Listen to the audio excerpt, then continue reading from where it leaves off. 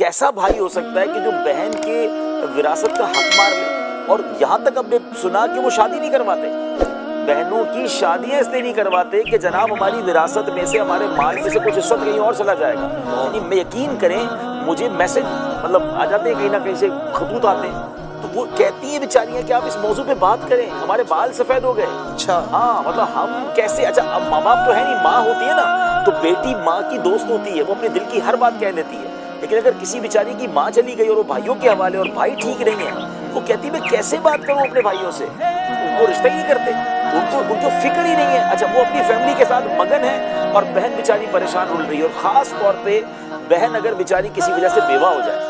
یا بہن کسی وجہ سے متعلقہ ہو جائے، اس کو طلاق ہو جائے، اب جو اس کے ساتھ وہ بعض اوقات، میں سب کی بات نہیں کر رہا، بعض اوقات وہ بھابیاں کا جو سلوک ہوتا ہے اور بھائیوں کو وہ بوجھ محسوس ہونے لگ جاتی ہے۔ تو سرکار دو عالم علیہ السلام کا خاتون جنت سے یہ پیار اور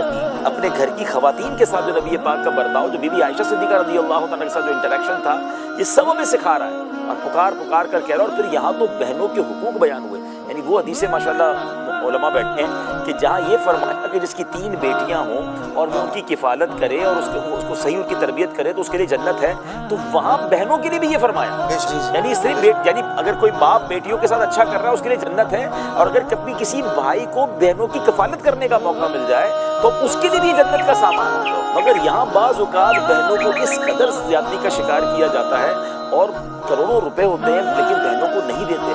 خدا کے واسطے یہ ناسور ہے ہمارے معاشرے میں۔ اگر مجھے کوئی ایسے بھائی سن رہے ہیں تو اس میں تو قرآن و حدیث میں یتیموں کا مال کھانا اور اس طرح کا ورثاء کے مال کھانے والوں کے تو عذابات بیان ہوئے ہیں۔ یہ مال کس کام کا جو ہم بہنوں کا اور یتیموں کا مال کھا جائیں اور پھر کہیں کہ جناب یہ میرا ہے؟ تو خدا کے واسطے اس چیز سے توبہ کریں، اور اگر